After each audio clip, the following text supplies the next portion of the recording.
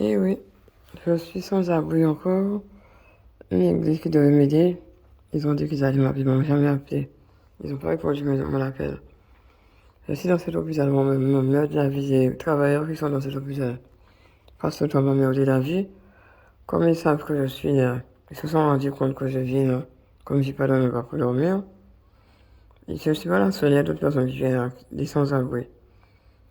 Mais c'est moi qui, si je mets toujours un problème avec moi, partout où je vais. Alors, parce que toi, ma mère de la vie, dès qu'ils savent que je suis quelque part dans l'hôpital, et je m'en mère, il y a un homme sur l'étage 3, un accueil, dans la section d'accueil de l'hôpital. Je ne sais pas qui est cet homme. Cet homme m'a meurt de la vie. C'est la deuxième fois que je le rencontre. L'homme, je ne sais pas s'il travaille là, si c'est un bon en rien que l'hôpital utilise pour me persécuter, parce qu'il paraît comme un sans-abri. L'homme est couché dans la section de l'accueil de l'hôpital où je me suis mis pour me reposer l'autre jour. C'est la deuxième fois que je le rencontre dans cette section. L'homme est couché là comme si c'était son...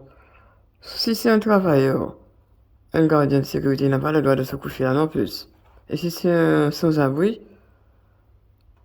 il n'a pas le droit de m'embêter la vie. Alors, c'est l'hôpital qui doit vraiment m'emmerder. Parce qu'un gardien en sécurité, un homme qui travaille comme gardien ne devait pas se coucher dans l'hôpital. Il devait être en train de travailler. Je lui ai demandé s'il travaillait, il m'a dit oui. Chaque fois, il m'embête dans une section de l'accueil, premier étage, pas premier étage, rez-de-chaussée haut de l'hôpital. Mais je crois que j'avais filmé son visage, j'ai pas pris son visage. Mais j'ai eu sa voix sur l'enregistrement.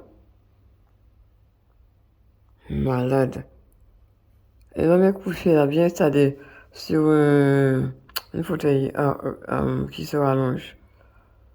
Derrière un comptoir où j'ai l'habitude, où je me suis mis pour me reposer dans l'hôpital la dernière fois.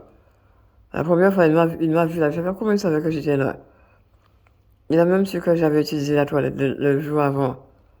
Toilette des handicapés. Il y a deux toilettes. Une toilette pour les normales, pour les personnes normaux, et une toilette pour les handicapés. Et l'homme a su que j'étais dans les toilettes des handicapés. Le lendemain, il m'attendait là. Hein. Ils ont des caméras dans l'hôpital. Alors, ils doivent lui passer des messages de tous mes faits et gestes dans l'hôpital. Et après ça, je me suis caché dans le même endroit où il est allongé maintenant. Et il m'a trouvé, je sais pas comment il savait que j'étais là. Alors, il y a 4 jours que je ne suis pas venu de cet hôpital, plus de 4 jours que je ne suis pas venu ici pour me reposer en secret, comme beaucoup d'autres personnes font. Et je reviens à 5 jours après, et l'homme est allongé dans la section de l'hôpital où je me suis mis la dernière fois pour me reposer. Un petit coin caché. L'homme est bien allongé là parce que, comme s'il était habillé, comme s'il était chez lui. N'importe quoi. Aujourd'hui, c'est le 23, c'est après minuit après. C'est après minuit,